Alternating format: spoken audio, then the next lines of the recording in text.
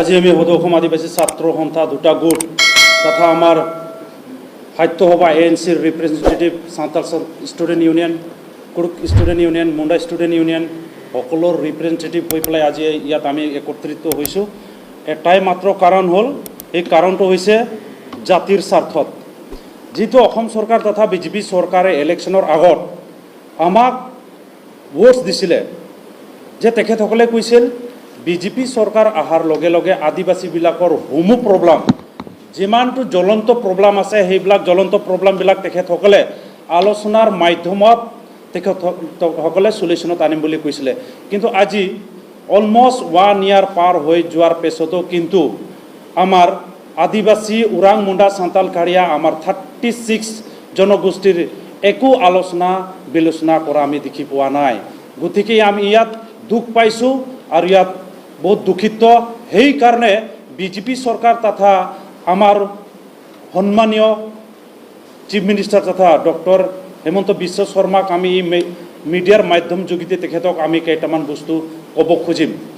যিহেতু তেখেতে আমাৰ আদিবাসীৰ বিষয়ে অতি ভালদৰে জানে আৰু ভালকৈ গম পায়, ঠিক তেনেকৈ বিজেপি চৰকাৰে অলৰেডি আদিবাসীবিলাকৰ কাৰণে ওৰাং মুণ্ডা সাঁওতাল খাৰিয়াৰ যিহেতু তেখেতসকলে বিল অলৰেডি ৰাজ্যসভাত তেখেতসকলে ৰাখি থৈছে, তেতিয়াহ'লে সেই বিলটো ফাইনেল বিল হিচাপত তেখেতসকলে কিয় পুট আপ কৰিব পৰা নাই?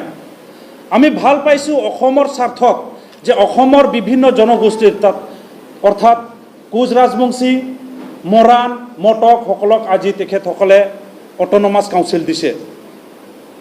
তাৰ কাৰণে আমি ভাল পাইছোঁ যে জনগোষ্ঠীবিলাকক আপলিমেণ্ট কৰাৰ কাৰণে যিবিলাক ডেভেলপমেণ্ট কাউন্সিল গঠন কৰি দিছে, সেইটো আমি ভাল পাইছোঁ, ৱেলকাম কৰিছোঁ। কিন্তু তাৰ লগতে আদিবাসী জনগোষ্ঠী কি বেয়া কাম কৰিছে, অসমৰ কাৰণে আমি কি কৰা নাই যে আমাক ডেভেলপমেণ্ট কাউন্সিল বা আমি যিটো আমি দাবী কৰি আছোঁ ছেটেলাইট কাউন্সিল, এইটো কিয় দিব পৰা নাই? যিহেতু অসমত আমাৰ আদিবাসীবিলাক এটা এৰিয়াত নাই, আমি বিভিন্ন এৰিয়াত আছোঁ। সেইটোৰ কাৰণে তেখেতসকলক আমাৰ আদিবাসীৰ আপলিমেণ্টৰ কাৰণে, ইকনমিকলি গ্ৰথ হোৱাৰ কাৰণে ছেটেলাইট কাউন্সিলৰ ব্যৱস্থা কৰিবৰ কাৰণে আমি চৰকাৰক জনাইছিলোঁ। সেই কেইদিন পাৰ হৈ গ'ল, আমাৰ বড়ো ভাইসকলক তেখেতসকলে ৱেলফেয়াৰ বৰ্ড বা ৱেলফেয়াৰ ছেটেলাইট কাউন্সিল দিছে। যদি তেখেতসকলক দিব পাৰে, তেতিয়াহ'লে আমাৰ আদিবাসীবিলাকৰ কাৰণে কিয় প্ৰশ্নবোধক চিনটো থাকি যায়? গতিকে আমাক এনেকুৱা লাগে যে বৰ্তমান বিজেপি চৰকাৰে আমাৰ আদিবাসীবিলাকক কিয় বেয়া পায়, কিয় ঘৃণা কৰি আছে বুলি ক'ব কাৰণে আমি বাধ্য হৈ গৈছোঁ। যিটো বিজেপি চৰকাৰক ষ্টাব্লিছ কৰাৰ কাৰণে, চৰকাৰ অনাৰ কাৰণে আমিও তেখেতসকলক সহায় কৰিছোঁ, 100% সহায় কৰিছোঁ তেখেতসকলক। তাৰপিছতো কিন্তু তেখেতসকলে কিন্তু যিটো শব্দ দিছিল, যিটো প্ৰমিছ কৰিছিল, সেই প্ৰমিছটো কিয় আজি পূৰা কৰিব পৰা নাই? কিন্তু লাষ্টলি আমি এতিয়া দেখা পাই আছোঁ আমাৰ জনগোষ্ঠীৰ মাজতে বিভাজন, ডিভাইড এণ্ড ৰুল পলিচি খেলিবৰ কাৰণে আমি দেখা পাই আছোঁ। সেইটো এটা গেমটো ব্ৰিটিছে খেলিছিলে, কিন্তু ছেইম গেমটো আজি বিজেপি কিয় খেলিবৰ কাৰণে ইয়াত আৰম্ভ কৰিছে?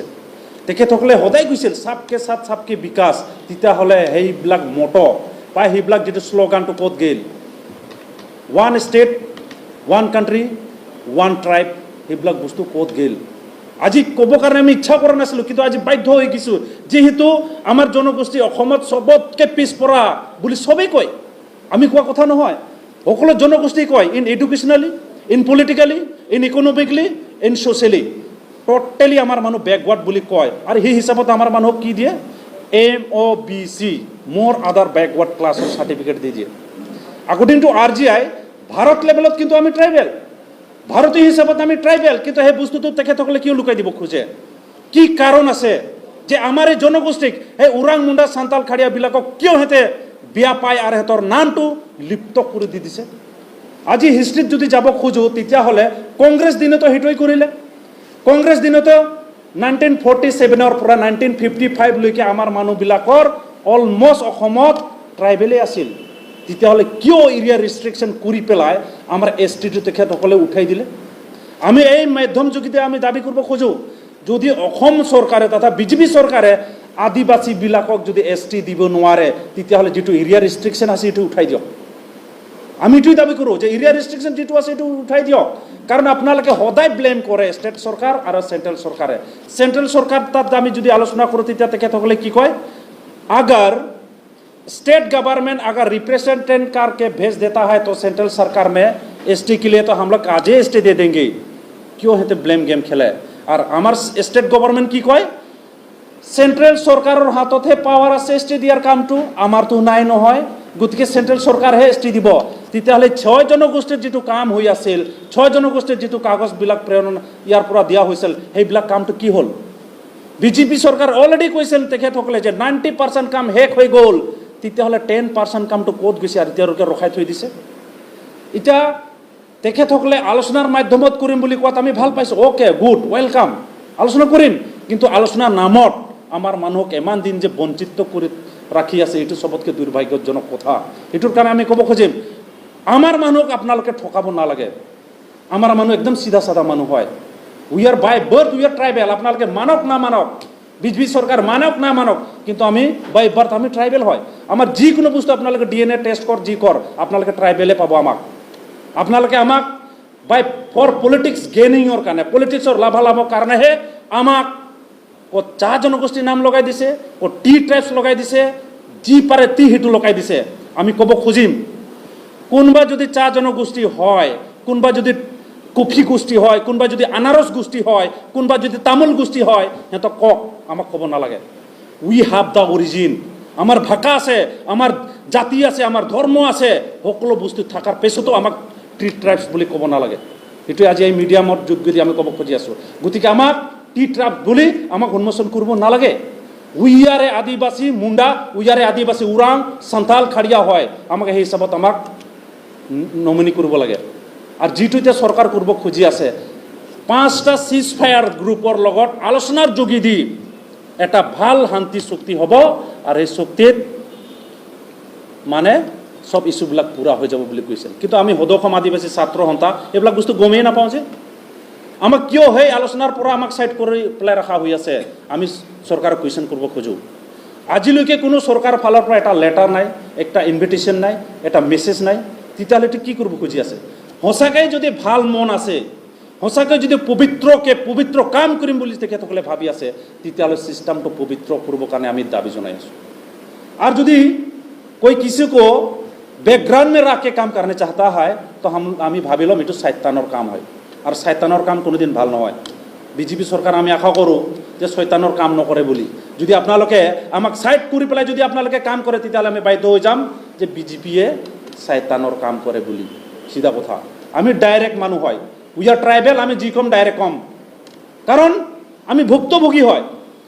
কিছুমান মানুহ কোনোদিন আন্দোলনে কৰা নাই, কিছুমান মানুহ কোনোদিন ৰাস্তাতে অহা নাই, কোনোদিন সেইবিলাক ডেমক্ৰেসি সিস্টেমত অহাই নাই, সেইবিলাকৰ লগত কিন্তু আলোচনা কৰি আছে।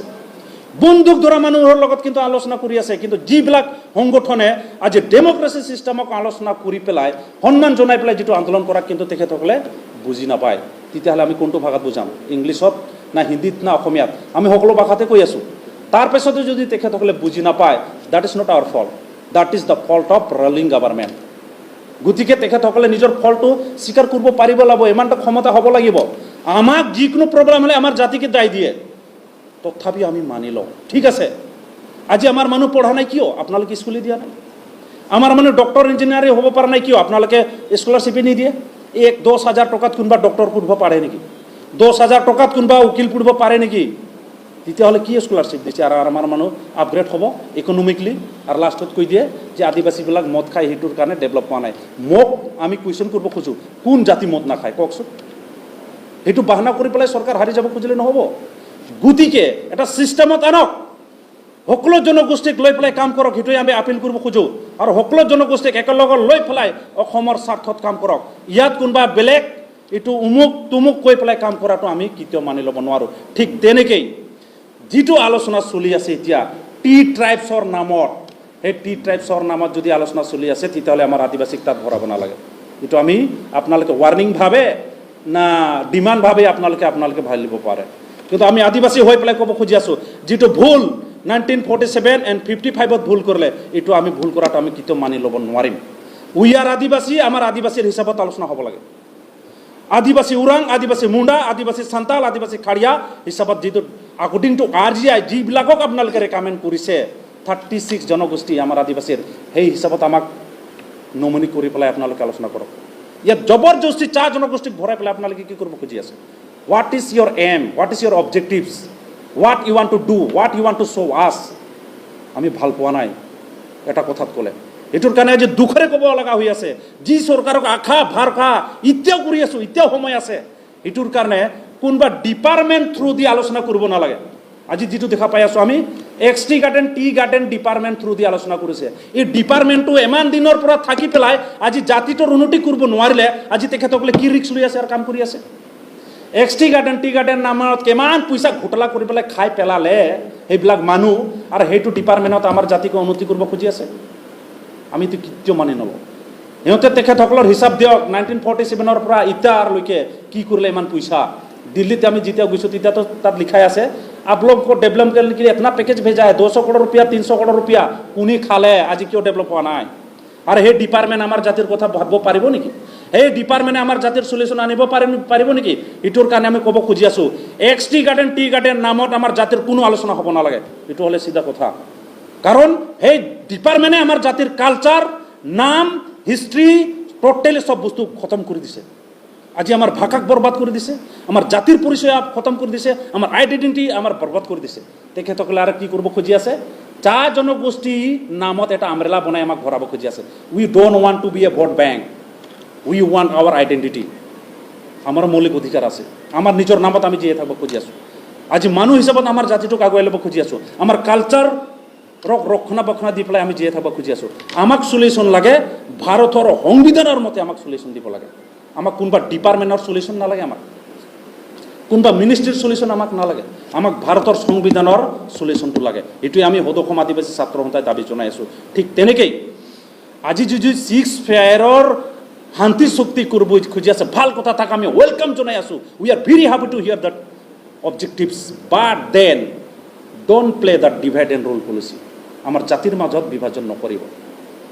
আমাৰ জাতিক শেষ কৰিবৰ কাৰণে আপোনালোকৰ ফৰ্মালিটিটো আগুৱাবৰ কাৰণে আমি বন্ধ কৰিবৰ কাৰণে দাবী জনাই আছোঁ।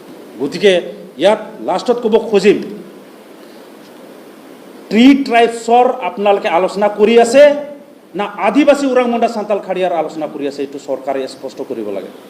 আৰু সেই ইছ্যুবিলাক টোটেলি আজিৰ মিডিয়াৰ যোগেদি আমি বৰ্তমানৰ সন্মানীয় চিফ মিনিষ্টাৰ তথা ডক্টৰ হেমন্ত বিশ্ব শৰ্মাক সেই ইছ্যুবিলাক লৈ পেলাই তেখেতেও লৈ পেলাই এইটো আলোচনা কৰাৰ কাৰণে আমি ব্যৱস্থা কৰাৰ কাৰণে আমি দাবী জনাই আছোঁ, অনুৰোধ জনাই আছোঁ। কাৰণ আজি চিফ মিনিষ্টাৰ তেখেতে নিজে লওক, এইবিলাক কোনোবা ডিপাৰ্টমেণ্টক দি পেলাই কাম কৰালে নহ'ব।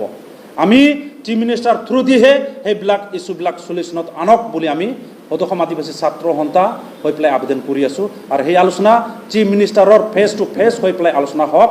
আৰু সেই ইছ্যুবিলাক কোনোবা ডিপাৰ্টমেণ্ট, কোনোবা মিডিয়েটাৰ দি আমি যাব খোজা নাই।